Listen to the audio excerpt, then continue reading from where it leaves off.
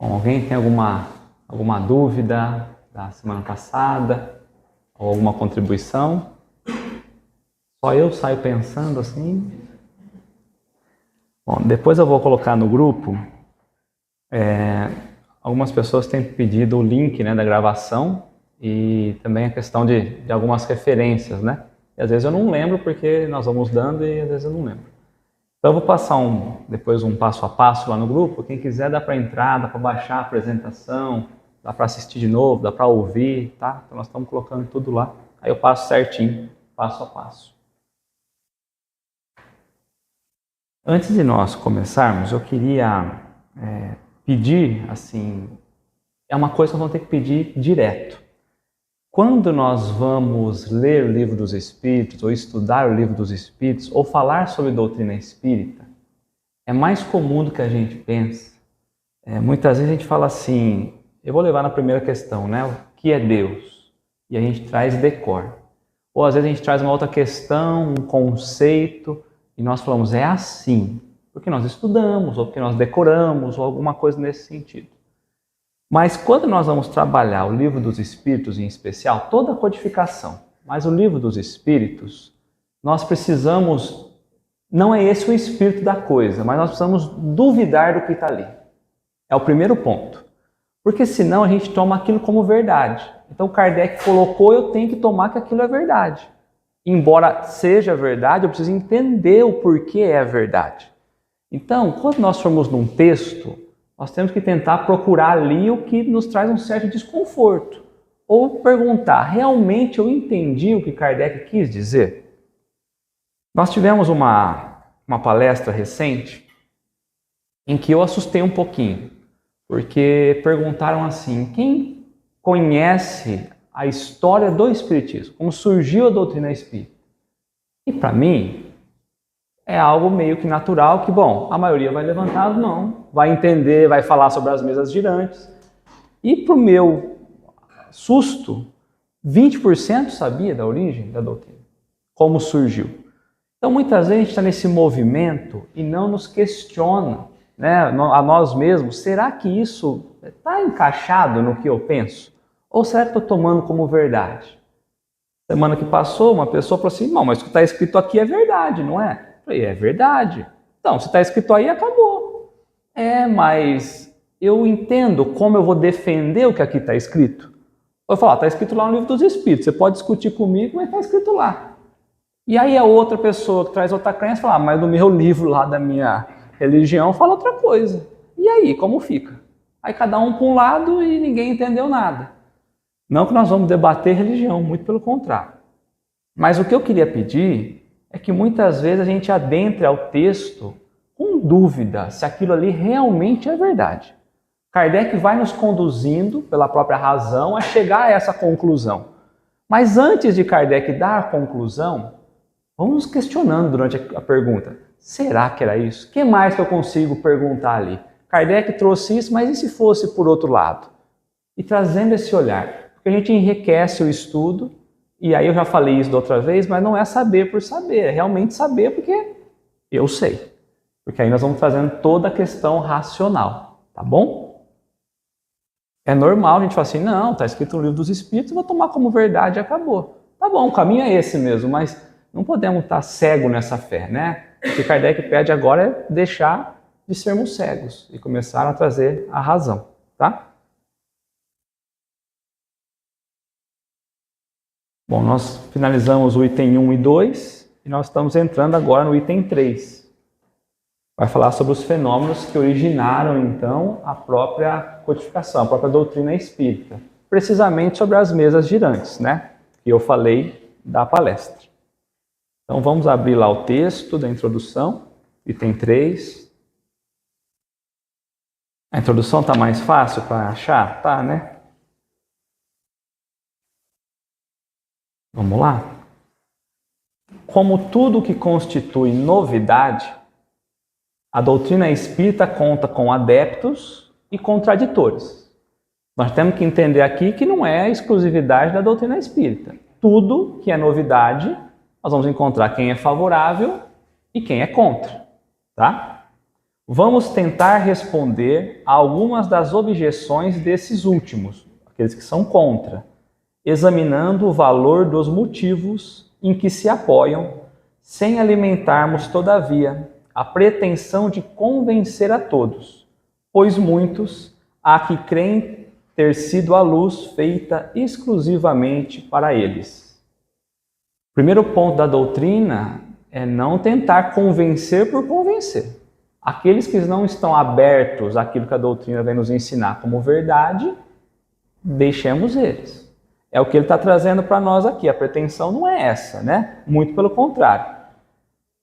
E o que ele fala é encontrar ali os motivos pelos quais as pessoas têm muitas vezes não acreditado, trazendo as suas objeções. Então, naquele tempo, por que é que teve objeção?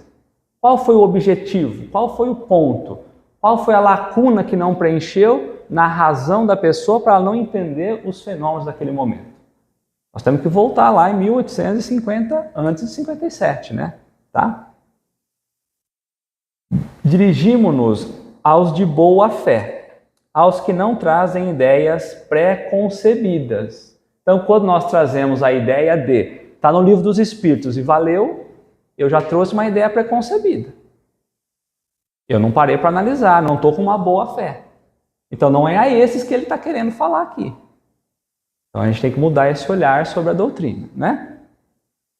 Aqueles que não trazem ideias pré-concebidas ou decididamente firmadas contra tudo e todos.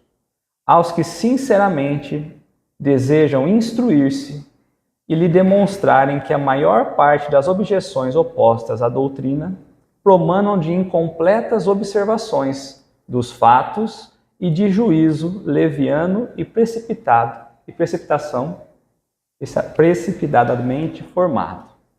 Então, primeiro ele vai trazer, né, as novidades que surgem, nós vamos encontrar diversas reações. Diversas reações. E para conosco, a doutrina espírita tem que ser isso. Nós temos que ter diversas reações quanto àquilo que nós vamos vendo ou lendo, ou nós sabemos de tudo. Tem coisas ali que nós não sabemos ainda. E aí Kardec fala que o que nós precisamos é buscar o verdadeiro conhecimento, sem trazer nenhum conceito anterior, vir livre, de mente aberta, né? E ele vai olhar as objeções para demonstrar que a maioria das objeções só existem porque as pessoas estão analisando de forma incompleta. Então, quando eu olho para um fenômeno e eu acho que ali ele não é verídico, eu não aceito as manifestações espirituais, é porque eu estou olhando apenas por uma lente, apenas por uma ótica. Não estou olhando por completo.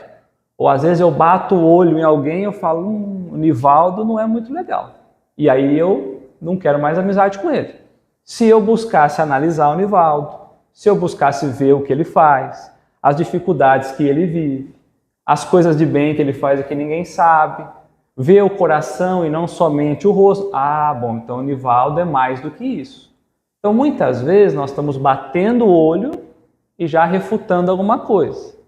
E se tratando de ciência, é preciso que nós gastemos tempo analisando. Então a ciência, ela não pode ser bater o olho e tomar a conclusão. Até porque há vários fatores a serem analisados, né? Quando a gente pega a própria ciência atual, ela se modificou muito em relação aos tempos passados. Mas ainda aos dias de hoje, muitas coisas são inexplicadas. Eu estava vendo esses dias agora, a própria definição do que o telescópio Hubble trouxe para nós, lançado em 1990, né? Trabalhando sobre o que a luz consegue pegar e a questão infravermelha, né? É ultravioleta. Depois lançaram em 2021, recente agora, o James Webb, que ele trabalha no infravermelho, na escuridão. E aí o que a gente consegue coletar de informação das galáxias, das estrelas, das nebulosas, são coisas que a gente nem imaginava. Mas eu estou falando de 3 anos atrás, 2 anos atrás, pensando no James Webb. Quando a gente volta em 1990 com o Hubble, que já foi uma evolução, então a ciência ela não tem condição ainda de trazer tudo para nós. Então, se a gente caminha para a ciência, bom, o que a ciência falou, está falado, e eu não vou esperar o tempo, nós também estamos condenando isso. Por isso que muitas vezes a ciência retorna a um ponto negativo para tentar confirmar se ele ainda é negativo. Então, esse é o ponto da ciência, tá? E naquele tempo também era assim. E ainda tinha muita escassez de tecnologia. Naquele tempo não tinha um avanço, né? Então era muito precário. E o que nós podíamos trazer de observação como ciência? Porque na ciência tradicional, a doutrina espírita não cumpria os requisitos. Olha, a doutrina espírita está aqui, vamos analisar pelo olhar da ciência. Não tinha como, né? Mas nós conseguimos olhar o quê? Tinha os fenômenos mediúnicos, espalhados por um lugar, para o outro lugar. Tinha estudos de casos que os espíritos traziam, nós íamos analisando, coincidia com outras informações de outras localidades. Então a ciência tinha um vasto material para trabalhar. Tinha comunicação com pessoa que tinha morrido, que naquele tempo, né? Morreu, como traz informação? Então tinha um material muito grande para ser trabalhado, né? Então nós vamos ver se a ciência olhou para dentro da doutrina com esse olhar investigativo ou como ela encarou o surgimento da doutrina, né? E o porquê.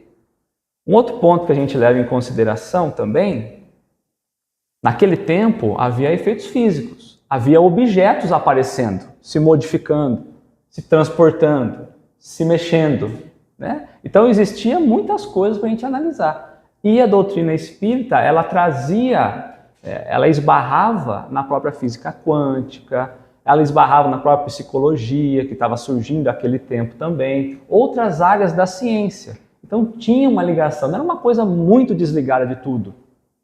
Mas é estranho porque que a ciência não adentrou esse conhecimento. Eu penso hoje e falo ainda bem que a ciência não adentrou. Porque aí nós tínhamos um campo mais aberto para chegar ainda hoje com essa liberdade, né? Lembremos antes de tudo, em poucas palavras, a série progressiva dos fenômenos que deram origem à doutrina. Por que eu grifei série progressiva dos fenômenos? Porque se tivesse surgido um fenômeno e parou, como que eu conseguiria continuar analisando? Para a ciência, é muito importante que haja uma série progressiva de acontecimentos, para que eu possa comparar, para eu ver qual intervalo aquilo acontece, de que forma que se inicia, quando cessa, né? Quando para.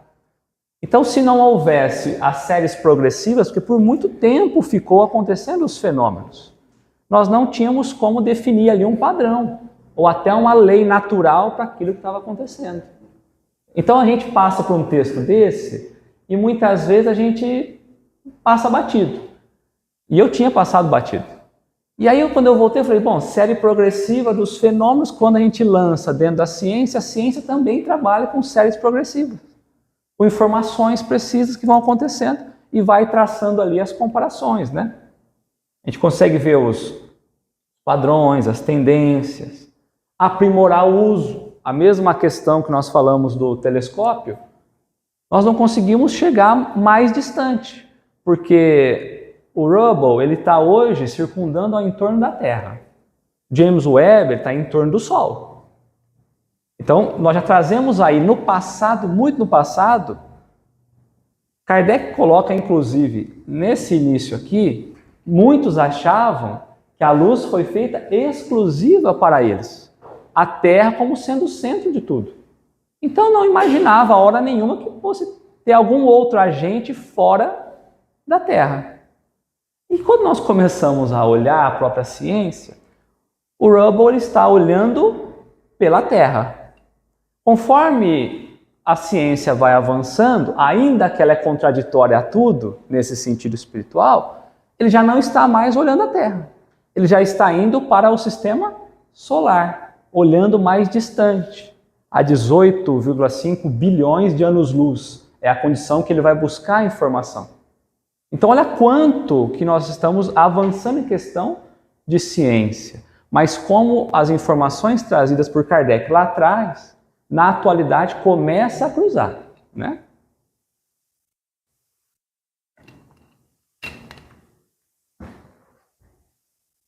A gente vê a preciosidade das informações trazidas, né, do universo. Estava vendo tem uma nebulosa, né, um conjunto de estrelas que é famosa, que chama Cabeça do Cavalo, parece um cavalo desenhado, né? E quando a gente traz a foto, né, de um para o outro e a gente vê os detalhes que já era maravilhoso olhando pelo Hubble em 1990, né, com as informações que ele vem trazendo. Quando a gente olha hoje, a gente fala, meu Deus, a gente não conseguia penetrar além disso, já era bonito. Hoje, quando a gente pega os detalhes, imagina quando a gente começar a ter mais condições ainda, né? E aí ele pega pelo infravermelho, que é onde tem a ausência de luz. E para nós, o que é a ausência de luz é nada. Então, como que a gente vai olhando as coisas e não, né? Então, por isso que é importante a série progressiva dos fenômenos. Já pensou se eu falo, o que o primeiro telescópio pegou, não vou lançar outro, porque ele já está olhando. Mas aí a gente começa a ver justamente outros detalhes, né? O primeiro fato observado foi o da manifestação de objetos diversos. Aqui é importante. A gente fala de mesa girante, mas não foram só as mesas que se movimentavam. Ele está trazendo de objetos diversos, tá? Designaram vulgarmente pelo nome das mesas girantes ou dança das mesas, ou mesas volantes, há diversos outros termos que nós encontramos.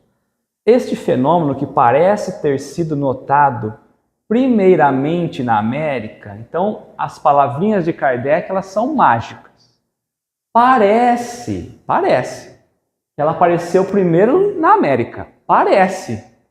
Nós estamos falando de algo que se movimenta, algo que está além do físico, que ninguém achava explicação. Parece que começa a surgir na América, né? Ou melhor, que se repetiu nesse país, porquanto a história prova que ele remonta às mais altas antiguidades. As mais altas antiguidades se produziu rodeado de circunstâncias estranhas, tais como ruídos insólitos, pancadas sem nenhuma causa ostensiva conhecida. De vocês ele continua ali, né? Então tinha barulhos, ruídos, pancadas, tudo envolto desse movimentar dessas mesas, que parece ter surgido na América. Em seguida, propagou-se rapidamente pela Europa e pelas outras partes do mundo. A princípio, suscitou muita incredulidade. Então, no início, ninguém acreditava muito naquilo, né? Porém, ao cabo de pouco tempo, a multiplicidade das experiências não mais permitiu lhe pusesse em dúvida a realidade. Então, quanto que foi se espalhando, o tanto que foi se tornando normal e comum esses fenômenos, as pessoas não mais duvidavam. Não tinha mais dúvida que existia algo ali e que não era ninguém tentando enganar, mas isso ao olhar popular. A ciência não entrou aqui.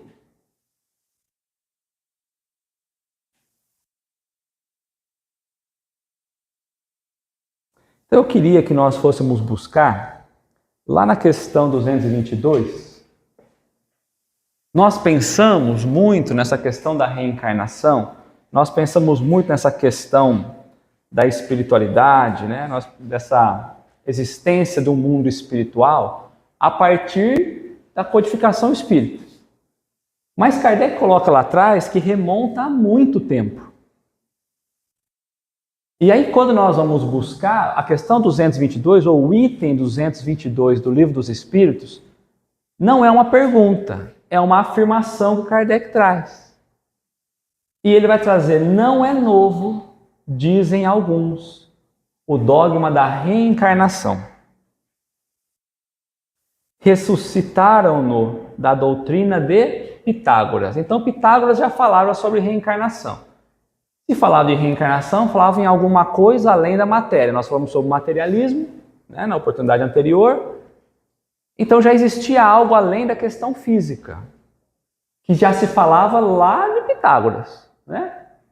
Nunca dissemos ser de invenção moderna a doutrina espírita. Então a doutrina espírita não está inventando nada. Certo? Constituindo uma lei da natureza, o Espiritismo há de ter existido desde a origem dos tempos e sempre nos esforçamos por demonstrar que dele se descobrem sinais da antiguidade mais remota.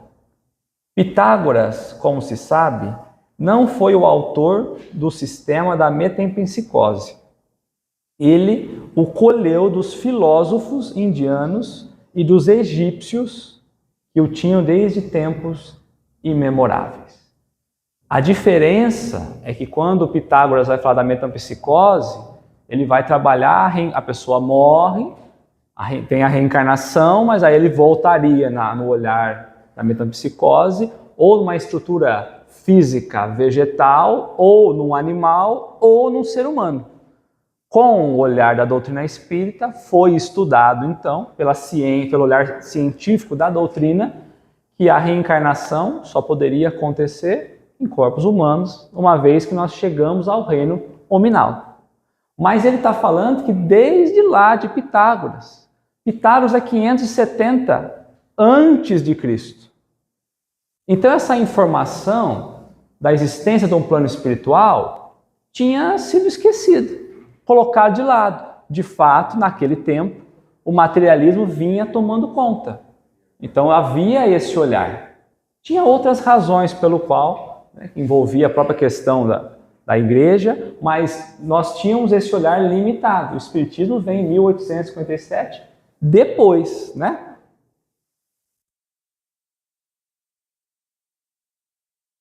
Tá tudo certo, gente? Tá? Alguma dúvida? Complementar? Não? Só lembrando que Moisés também censurou a comunicação, era uma coisa corrigida naquela época para ele. Que Moisés foi lá e censurou.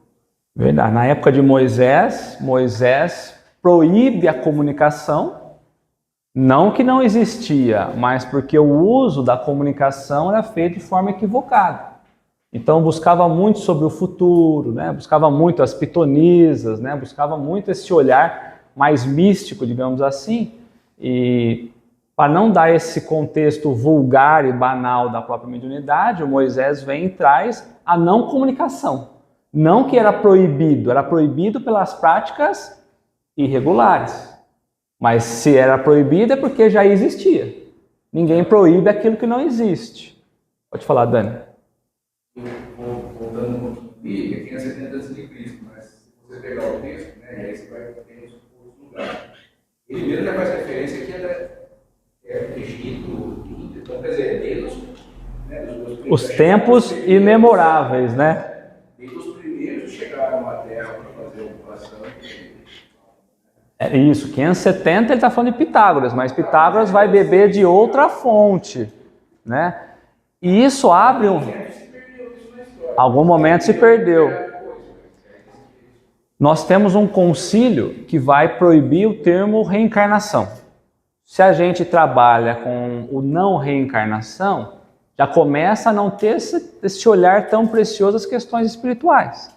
Porque se eu vivo uma vez só e sou condenado a ouvir a felicidade eterna, eu começo a ter um outro olhar. Aí a gente começa a apagar um pouco essa referência que já vem do passado. Tanto que se nós buscarmos no passado, tinha, nem eu falei das pitonisas, né? Olhava muito os oráculos, as profecias, ao tempo de Moisés, como o Dani trouxe mesmo, buscando prever o futuro sobre os efeitos sobrenaturais que aconteciam. Sobrenatural porque não sabiam ainda qual era a causa. E aqui ainda se desenha, aí chegando na doutrina espírita, sobre algo sobrenatural, que não é natural ver um objeto se movimentar. Então nós não tínhamos condição de conhecer ao tempo passado, se perde a informação, e aí hoje nós estamos sendo de novo apresentados a isso. Então não é uma coisa que a doutrina espírita veio trazer. É algo muito novo. Então por isso que nós não entendemos. Não, já está dentro de nós enraizada essa questão até do culto aos antepassados, que tem muito isso, né? Então se existe culto ao antepassado, é porque há um passado. E se não é o fim, se existe esse olhar ainda, então é nesse ponto que nós vamos vendo como que as coisas se perderam. Então não é uma invenção, algo que ninguém sabia. Tinha registros na época, tinha livros, tinha conhecimento. Nós não entramos na ciência ainda, né? É interessante porque o que Jesus teria vindo fazer aqui se não tivesse nada disso? O que Jesus teria vindo fazer aqui? É uma pergunta excelente, né? Porque se nós pensássemos nesse ponto, numa vida única, a limitação que nós teríamos, né? Os ensinamentos teriam morrido, aliás, né, por longo tempo, né? E se mantém por toda a história, né? De todas as formas. Sim. Se tal fenômeno se houvesse limitado ao movimento de objetos materiais, poderia explicar-se por uma causa puramente física. Estamos longe de conhecer todos os agentes ocultos da natureza ou todas as propriedades dos que conhecemos. A eletricidade multiplica diariamente os recursos que proporciona ao homem e parece destinada a iluminar a ciência com uma nova luz. Então ele vai trazer, né, se os fenômenos daquele tempo tivessem se limitado apenas às questões materiais, mas teve coisa muito além da matéria, só movimentar os objetos. Nós vamos depois falar as próprias manifestações, né, as próprias comunicações, as mensagens. Então se fosse só movimentar o objeto, nós poderíamos dizer que tinha causas totalmente, puramente físicas. Mas nós estamos longe de conhecer todos os agentes ocultos da natureza. Nós falamos do telescópio, nós falamos da nebulosa, de informações que a gente não tinha e de coisas que agora nós passamos a ter. Nós falamos de um passado em que entendia o céu acima, o inferno abaixo, como questões materiais, locais físicos. E conforme a ciência vai avançando, descobriu que não há mais nada físico nem acima nem abaixo. Que nós não estamos dentro de uma bolha, de um côncavo, muito pelo contrário, que nós ainda não conhecemos nem o limite do universo e que, aliás, provavelmente nem vamos. Né? Tanto que, se a gente buscar o James Webb de novo falando dele, ele vai chegar até mais ou menos 200 ou 300 anos depois que aconteceu o fenômeno chamado de Big Bang. Mas isso já existia no universo antes. Então nós não temos nem condição de pensar e quanto tempo vai levar para ele chegar nesse projeto todo, né? Então, e aí ele traz um elemento importante para a nossa fala, que é a eletricidade. Hoje nós já compreendemos a eletricidade completamente. A gente aperta o interruptor, acende a luz, a usina hidrelétrica cai a água, roda ali, né? Tem o dínamo que produz energia. Então nós já ganhamos conhecimento da eletricidade. Tempos atrás surgiu a condição eólica. Nós transformamos, de certa forma, mudamos a condição de eletricidade. Nós estamos falando agora de uma era, sem defender positivo ou negativo, nós estamos numa era dos carros elétricos.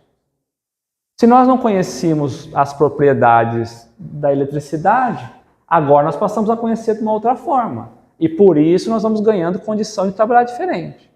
O celular antes durava 2 horas.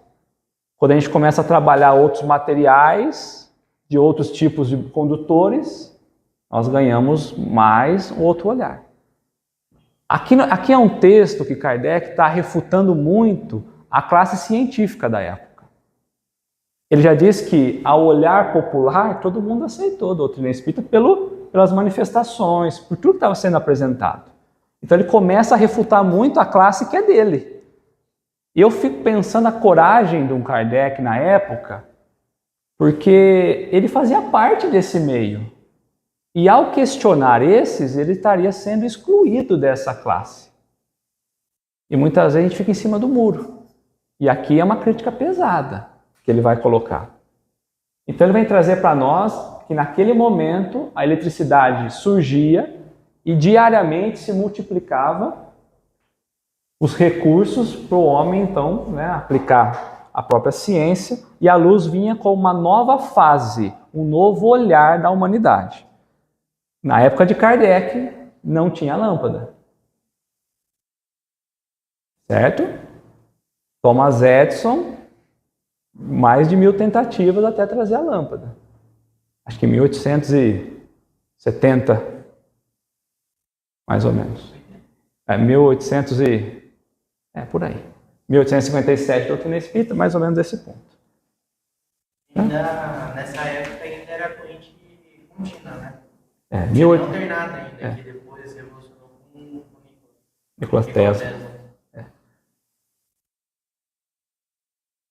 Nada de impossível haveria, portanto, em que a eletricidade, modificada por certas circunstâncias, ou algum outro agente desconhecido, fosse a causa dos movimentos observados. Então não era impossível que o objeto só se movimentaria pela eletricidade. Não era impossível. Hoje a gente conseguiria movimentar um objeto com a eletricidade. Naquele tempo também. Havia esses estudos, tá? O fato de que a reunião de muitas pessoas aumenta a potência da ação parecia vir em apoio a essa teoria. Qual teoria? De que a energia elétrica, a eletricidade, é que estava mudando, movimentando os objetos, né? Então as pessoas reunidas aumentavam a potência dessa ação. Parecia vir apoiar essa tese, visto poder-se considerar o grupo como uma pilha múltipla, cuja potência está na razão direta do número dos elementos. Ele está dizendo que quanto mais frequentadores tinha, é como se eles juntos se formassem uma pilha. A energia deles acumulada ali, a eletricidade que eles produziriam, talvez fosse responsável por movimentar o objeto. Então, seria possível. É isso que ele está dizendo. Esses que estão olhando pela eletricidade, poderia ser isso. Ele está dando ok a essas questões físicas, mas há algo além. E é legal que ele coloca pilha múltipla, e depois nós vamos entender onde ele vai jogar a gente. Tá? Então, o Jean trouxe para nós do próprio Nikola Tesla. Tesla, ele vem depois de Thomas Edison. E ele estava estudando, Nikola Tesla, a transmissão de energia elétrica pelo espaço. Lá atrás. E foi mal sucedido ao tempo. Né? Então, assim, hoje nós ainda não conseguimos dominar a maneira como ele olhava essa longa transmissão de energia elétrica ao espaço. Um fato interessante é que o termo cientista maluco é por causa dele, né? Não sei. É porque ele tinha essa ideia de fazer a transmissão de energia pelo espaço, sem fio, sem cabos, né? E ele estava fazendo os primeiros testes e tal, aí até que o governo americano deu uma... melhor não, relaxa um pouco, eles ficaram com medo das evoluções. Porque na verdade, ao tempo de Nikola Tesla, o medo do governo era que eles imaginavam que a distribuição da energia pelo espaço seria uma energia gratuita. Porque se está no espaço, qualquer um capta e não tem custo. Então começa aí aquele olhar do poder para poder limitar e poder ter um controle. Então ele falhou nisso e até hoje a gente não tem ainda muito bem definido as longas distâncias, mas as curtas nós já temos. Tanto que um aparelho celular, você encosta ele numa base e ele passa energia pela condução, de uma forma diferente, mas passa, né? O movimento circular nada apresentava de extraordinário. Então as mesas se movimentavam de forma circular. E não tinha nada de extraordinário. Está na natureza, todos os astros se movem circularmente. Poderíamos, pois, ter ali, em ponto menor, um reflexo do movimento geral do universo, ou melhor, uma causa até então desconhecida, produzindo acidentalmente com pequenos objetos, em dadas condições, uma corrente análoga a que impele os mundos. Então aqui ele está falando do processo de rotação, do processo de, como ele coloca, de... Qual o termo que ele usa? Agora deu... Do movimento geral do universo, quando a gente olha a própria movimentação circular dos planetas, das próprias estrelas, dos cometas, né? Então ele fala, bom, por algum motivo ele está rodando circular. Lá fora também está. Se a gente olhar para o espaço, nós estamos percebendo já que eles também estão rodando. Pode ser alguma coisa baseada nisso. Não tem nada de novidade. Então, olha onde Kardec está indo, aonde o olhar de observação dele está indo. Ele está olhando uma mesa girando e está comparando a mesa com os planetas, com as estrelas, com o processo, né? Como se fosse algo, tá tudo bem. O que tem aqui tem lá, como é, eu não sei, mas se lá existe, aqui também pode existir. Né? Uma coisa que nós deixamos escapar no slide anterior, por que quanto mais pessoas existiam, parece que tinha mais potência? Porque as mesas girantes, nós vamos trabalhar isso mais à frente, mas as mesas girantes, nós temos que pensar que são efeitos físicos. Para que efeitos físicos pudessem acontecer, é preciso que um fluido humano, né, chamado ectoplasma, possa existir para que aquilo aconteça. Não são muitos os médios de efeitos físicos. Então, quanto mais gente tinha, mais os espíritos captavam aqueles fluidos, conseguia impregnar, né, a mesa, no caso ali, e movimentá-la. Porque a gente olha algo que parece sólido, mas quando a gente vai dando um zoom e amplia, está cheio de buraquinho. Então esses fluidos penetravam nesses buraquinhos e aí os espíritos conseguiam manipular e levar de um lado para o outro. Então por isso que quanto mais gente tinha, parece que mais potência tinha. Na cabeça deles é porque tinha potência, eletricidade formando ali.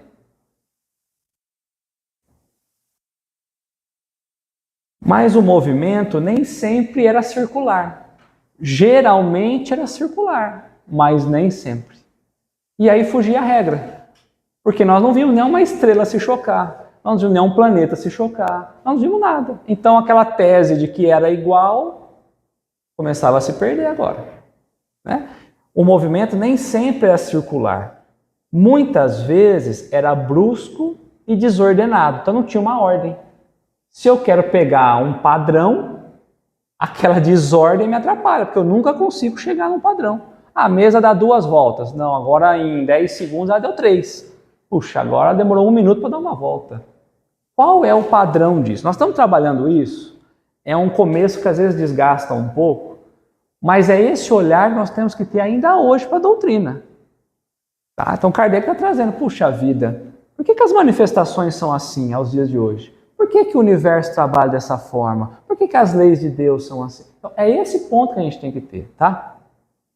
Muitas vezes eram movimentos bruscos e desordenados, sendo o objeto violentamente sacudido, derrubado, levado numa direção qualquer e contrariamente a todas as leis da estática, levantado e mantido em suspensão. Então ele levantava e era mantido em suspensão. Ainda aqui, nada havia que se não pudesse explicar pela ação de um agente físico invisível. Então ele falando, até aqui, a mesa subir, a mesa girar, ela parar no espaço. Pela física a gente explica. Eu não sei de que jeito, mas explica. É o que ele está falando aqui, né? Não vemos a eletricidade. Então agora ele vai trazer para nós aqui, ó, até eu coloco aqui, ó. Não vemos a eletricidade deixar por terra edifícios, desarraigar árvores, atirar longe os mais pesados corpos, atraí-los ou repeli-los. O que ele está trabalhando aqui? A eletricidade com grande força. Onde nós encontramos essa grande força elétrica? Nos raios, na natureza, mas nos raios, né, fazendo esse deslocamento. Então, onde um raio cai, toda aquela região ali, ela sofre um deslocamento. Então, se há desse nível, então, o que está fazendo com a mesa ali, esse movimentar, é possível, né? Então, essas cargas sendo transferidas de um local para o outro, também pode ser transferido da mesa. Eu não estou vendo o agente, mas pode ser algo físico, tá?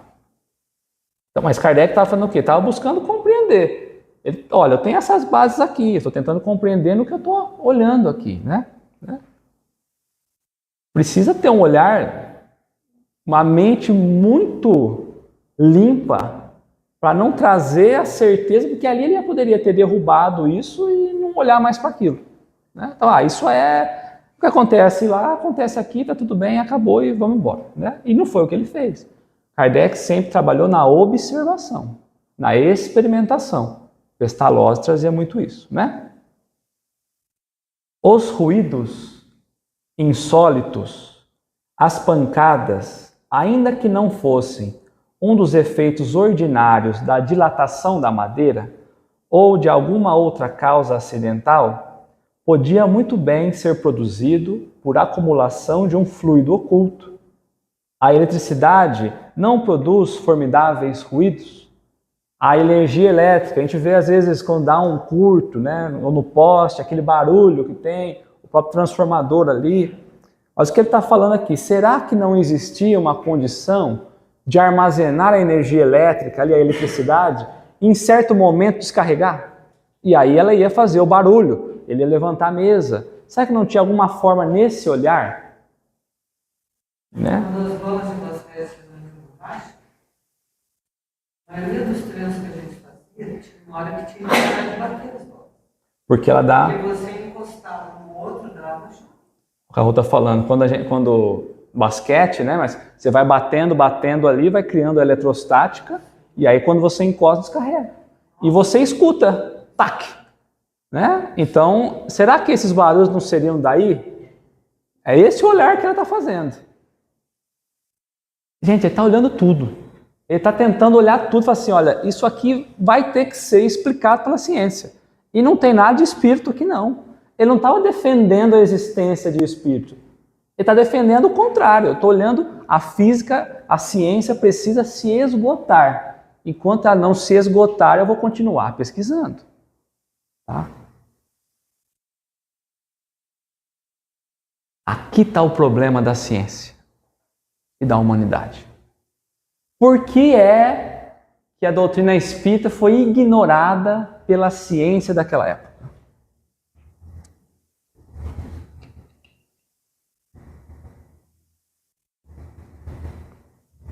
Pelo objeto que foi utilizado mais corriqueiramente. A vulgaridade do objeto principal, que serviu de base às primeiras experiências, não foi alheia à indiferença dos cientistas. Qual foi o objeto mais usado? A mesa. Eu sou cientista, em casa tem uma mesa. Eu vou no bar, tem uma mesa. Eu vou no escritório, tem uma mesa. Eu vou numa reunião dos cientistas, tem uma mesa. É um negócio vulgar, todo mundo tem isso aí. Em casa todo mundo vai ter. Não é uma coisa exclusiva. Então é um negócio banal. Então, como é algo vulgar, já começa aí a ciência a não dar tanta atenção. Imagina Kardec colocando isso. Depois Kardec ia na reunião com eles, debater isso. Né? Então a vulgaridade do objeto principal, que serviu de base às primeiras experiências, não foi alheia à indiferença dos cientistas. Que influência não tem tido, muitas vezes, uma palavra sobre as coisas mais graves, sem atenderem a que o movimento podia ser impresso a um objeto qualquer. A ideia das mesas prevaleceu, sem dúvida, por ser o objeto mais cômodo e porque a roda de uma mesa, muito mais naturalmente do que em torno de qualquer outro móvel, se sentam diversas pessoas. Então, por que é que foi escolhida uma mesa? Porque em volta da mesa se sentam mais pessoas. Era em todo lugar que eles queriam se mostrar presente, tinha uma mesa. E se tinha uma mesa, as pessoas sentavam em volta. Se fosse uma outra coisa, tinha que as pessoas pegar aquela coisa, entender que é. Mas nós começamos o texto a falar que objetos se movimentavam, não exclusivamente as mesas. Mas o que eles olharam como o maior destaque foi para as mesas, eles ignoraram o princípio básico da ciência. Se em determinado local de experimento acontece tal fenômeno, quando eu tiro desse local e aplico a um outro local, acontece. Então esqueceram de, bom, se a mesa acontece isso, porque o nome virou mesa girante, virou vulgar, não tinha nada de interessante, não pensaram em pegar esse fenômeno e aplicar a outras coisas. E aí foi um dos grandes erros, né?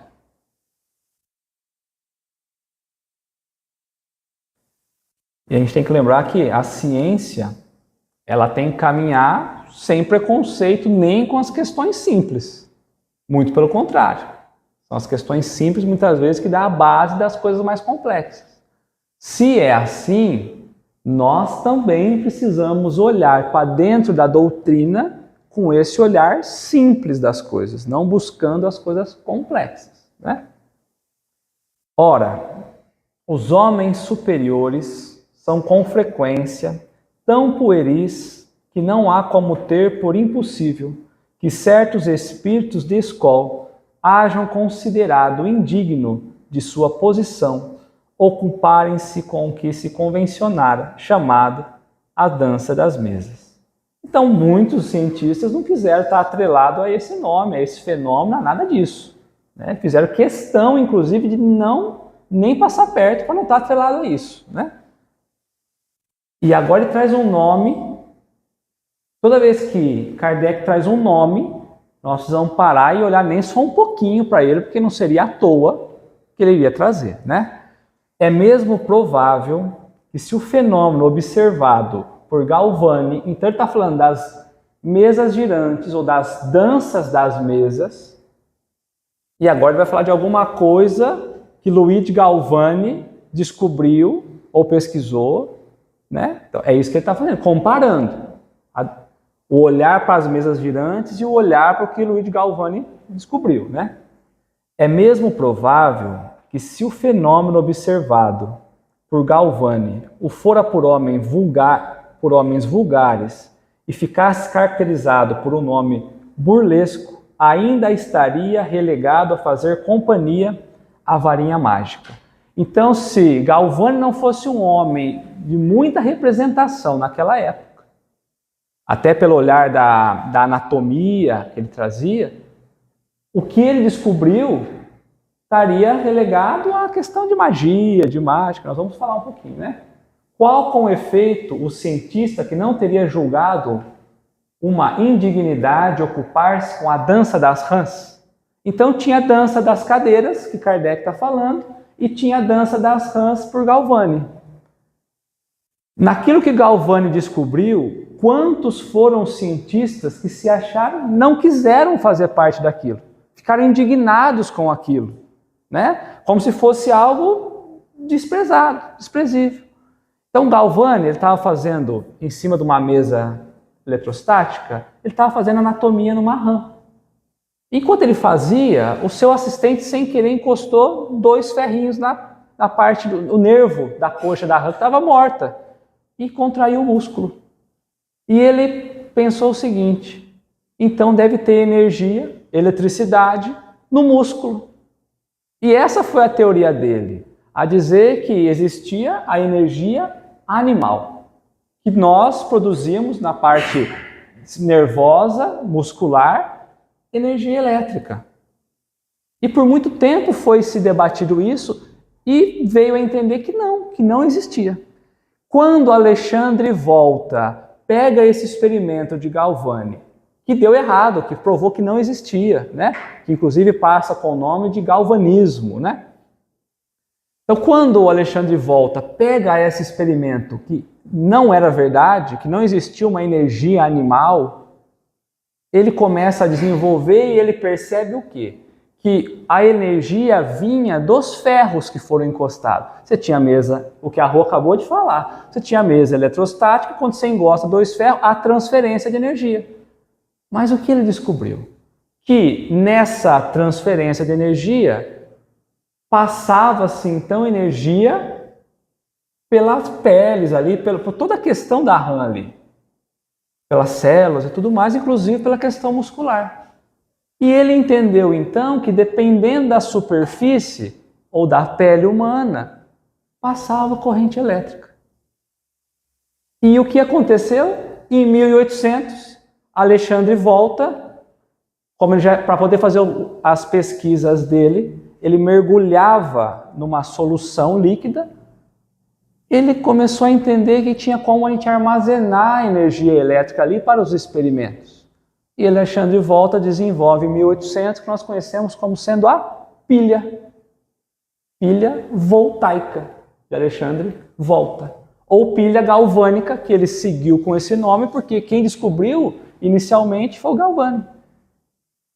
A partir desse experimento que falhou ao primeiro momento, por falta de uma observação que demoraria mais tempo, ele pega o experimento e descobre.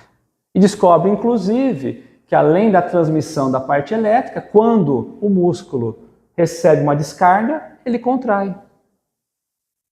E aí a ciência, então, começa a olhar com outros olhos, mas tinha se passado pelo menos uns 30 anos, desde Galvani até o Volta, né?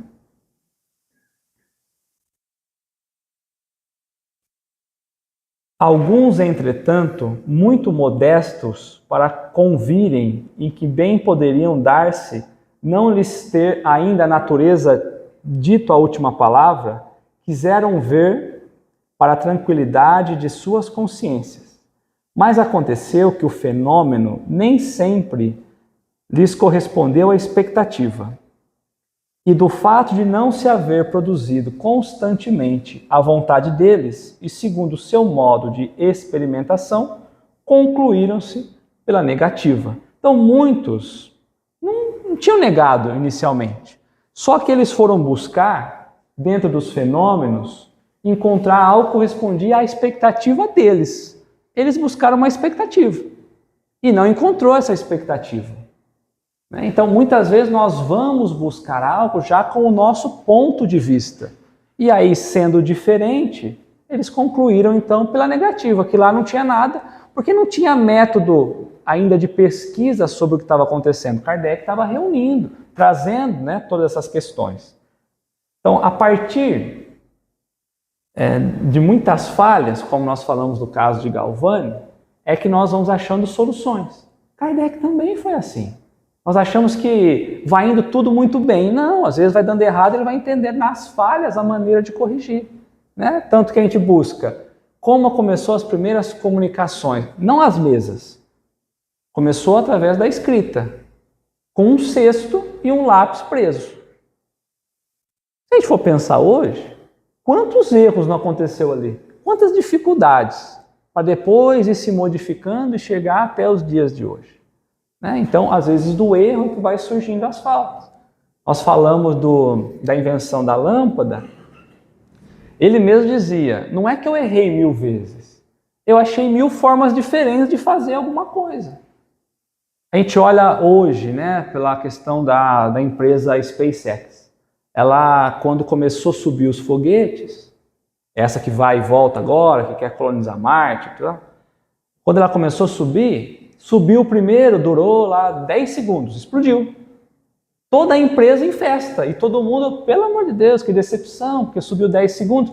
Mas ele falou assim, bom, nesses 10 segundos, os dados coletados, agora nos dá condição para levantar o outro. Aí colocou o outro subiu não sei quantos metros, explodiu. Em festa, porque agora ele diz, bom, agora com os dados iniciais, com esse segundo, o terceiro a gente consegue. E foi o que aconteceu. Então, às vezes, a gente olha pela falha e já negativa tudo. Então, às vezes, nós temos que coletar os dados ali para entender que nem sempre a falha é a falha, né?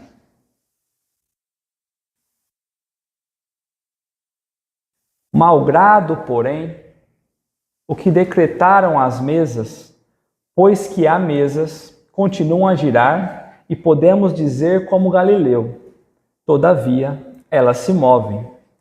Acrescentaremos que os fatos se multiplicaram em tal modo que desfrutam hoje do direito de cidade.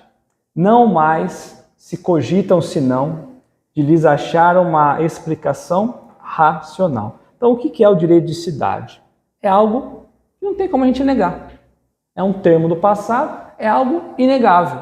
Tanto se multiplicou, tanto ficou visível de uma forma mais racional, que não tem como a gente negar a existência das mesas, dos fenômenos e dos espíritos por trás. Até então ele nem trabalhou os espíritos, ele trabalha um agente, porque ele não sabia o que era. Mas ele vai trazer de novo Galileu. Quem foi Galileu Galilei? Ele foi astrônomo, foi físico, ele foi o pai da ciência moderna até os dias de hoje. O que mais? Ele trabalhava pela questão mecânica, da movimentação dos corpos, ele gastava muito tempo olhando ao espaço, ele inventou a luneta, ou telescópio aos dias de hoje, como nós quisermos pensar. Mas por que Kardec coloca, todavia, elas se movem, fazendo uma referência a Galileu Galilei?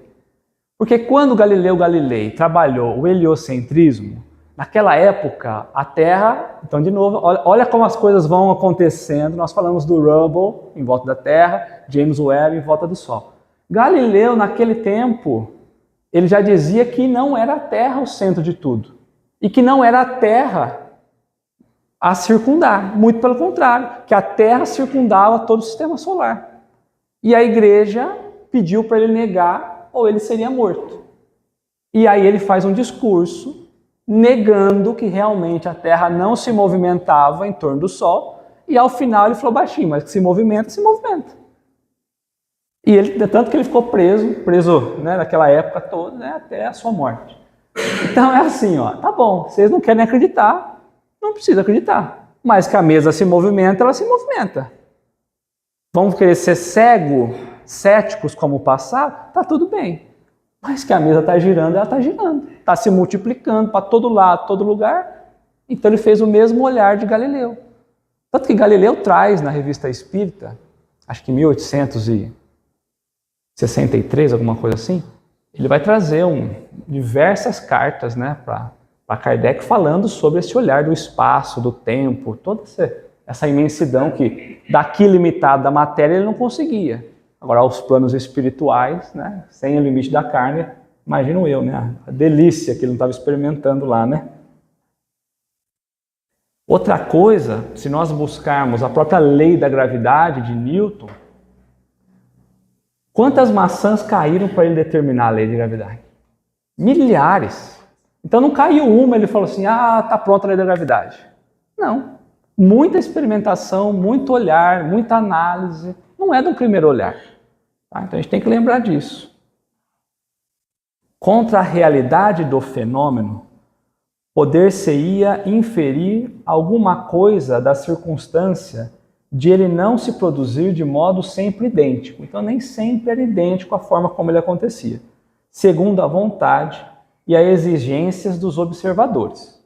Os fenômenos de eletricidade e de química não estão subordinados a essas condições? Então Kardec faz duas perguntas. Então, é sempre igual aos fenômenos de eletricidade? Não.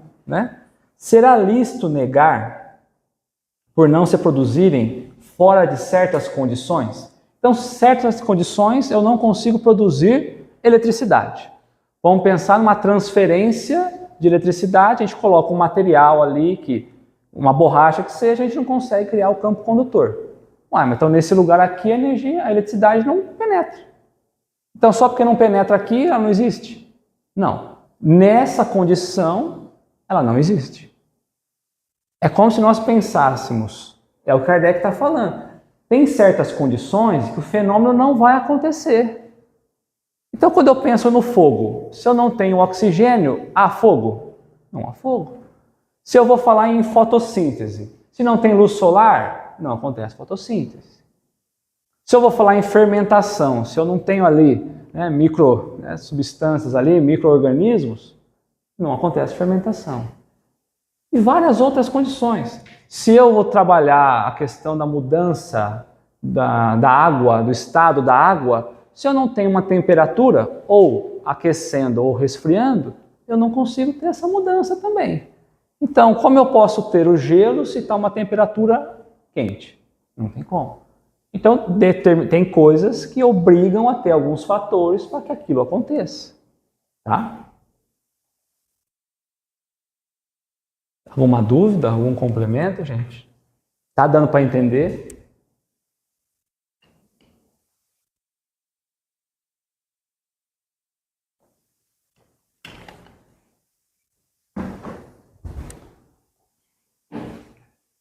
Hoje é um capítulo um pouquinho mais longo, né? Que há, pois, de surpreendente em que o fenômeno do movimento dos objetos pelos fluidos humanos também se ache sujeito a determinadas condições e deixe de se produzir quando o observador coloca-se no seu ponto de vista, pretende fazê-lo seguir a marcha que caprichosamente lhe impunha, ou queira sujeitá-lo às leis dos fenômenos conhecidos, sem considerar que para fatos novos pode e deve haver novas leis. Kardec abre o primeiro texto da introdução, falando que para coisas novas precisamos de termos novos. Muitas vezes os cientistas estavam indo olhar o que estava acontecendo por as regras que já existiam, pelas leis já existentes. Então, há fenômenos que precisam desenvolver coisas novas. Tá? Ora, para se conhecerem essas leis, preciso é que se estudem as circunstâncias em que os fatos se produzem, e esse estudo requer uma observação perseverante, atenta e muitas vezes longa. Quando nós pegamos o próprio livro Céu e Inferno, Kardec vai buscar uma mensagem, lá traz diversas condições, diversos espíritos. Ele vai trabalhar sobre um espírito endurecido, né? Ele trabalha um só? Não. Ele trabalha diversos. Às vezes ele pega aquele espírito e depois de X tempo ele faz a evocação daquele espírito de novo, para analisar como é a condição daquele. Então, o que ele está dizendo para nós, em questão de espiritualidade, em questão espírita, nesses fenômenos que nós estamos trabalhando, é preciso ter muita observação perseverante, porque tem coisas que a gente está olhando e observando e não percebemos. Esse exemplo é, a gente lê o Evangelho. Depois nós voltamos daqui um ano. Quando nós lemos, parece que tem coisa nova. Porque a gente não tem essa observação perseverante. Toda vez que a gente busca um texto, a gente extrai alguma coisa além do texto. Observação perseverante. E é isso que a ciência faz, mas os fenômenos espíritas não fizeram. E muitas vezes longa. Então não pode ter tempo. Eu não lembro em que texto está, eu acho que é no item 16 ou 17, e Kardec vai trazer, vai falar, não lembro agora, pode ser que não seja. Vai trazer que para se formar um cientista é preciso ter 3/4 do tempo da vida. Quanto tempo para a gente compreender a questão da ciência aos mundos material? Quantos anos até a gente se formar e ter base de conhecimento? Que dirá quando a gente vai olhar pelas leis, né, espirituais, eternas, pelas leis divinas. Então muitas vezes a gente quer bater o olho e já conhecer, tirar todas as conclusões. E um detalhe aqui é que o que eles estavam tendo como objeto era a mesa. E na verdade o objeto verdadeiro era o espírito por trás da mesa. Kardec só avançou quando ele entendeu que tinha uma inteligência movimentando a mesa. E aí ele entendeu que o agente era uma inteligência, que tinha vontade própria. Por isso, ora ele derrubava a mesa, ora era um movimento mais brusco. Quando ele mudou o objeto da análise, ele começou a desenhar o cenário. Porque se ele tivesse limitado só a mesa, a gente não tinha nada aos olhos de hoje, né? Tá?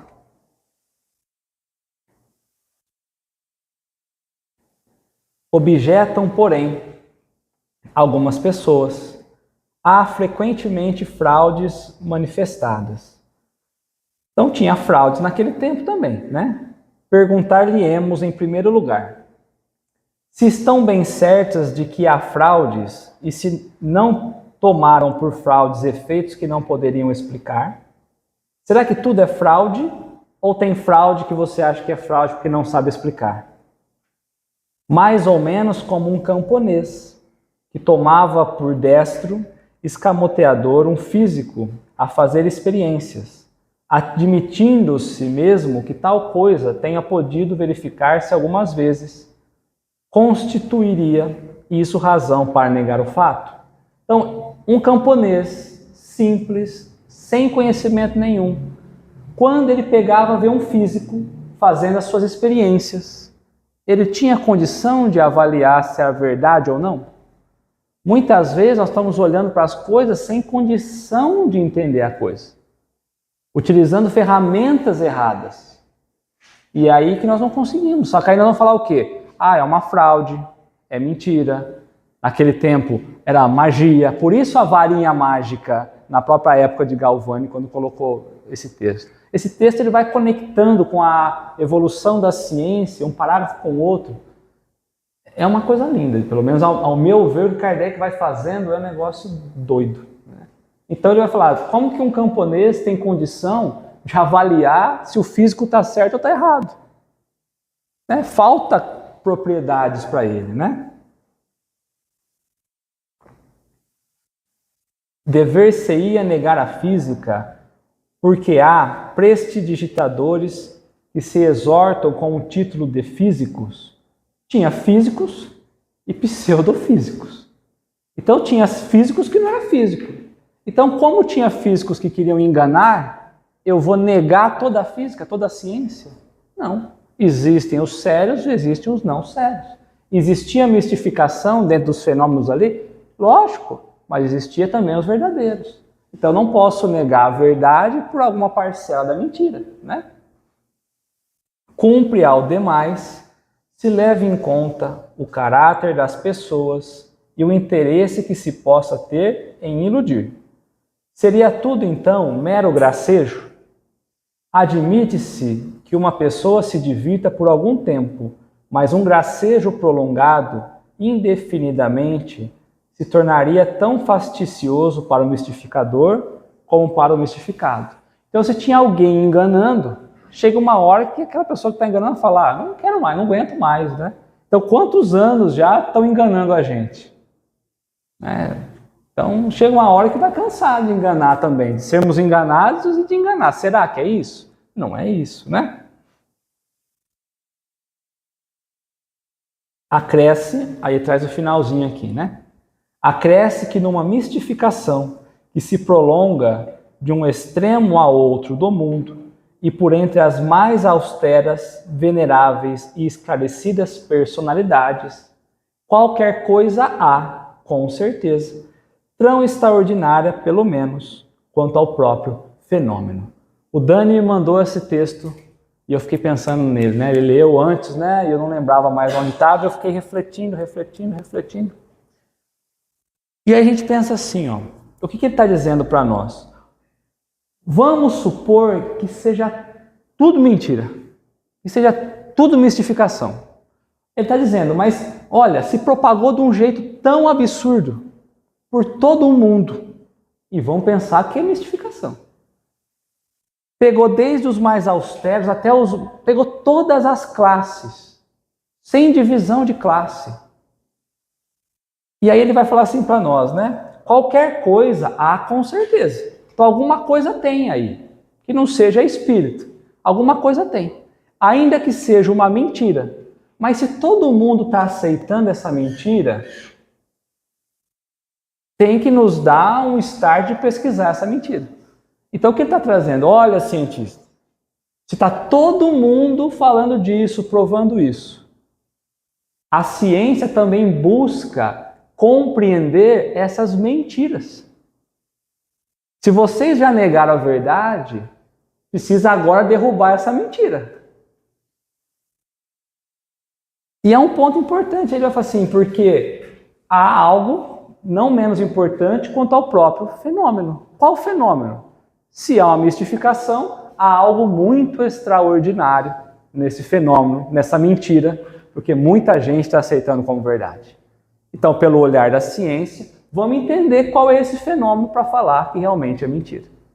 E aí a ciência não quis olhar nem pela verdade e nem pela mentira.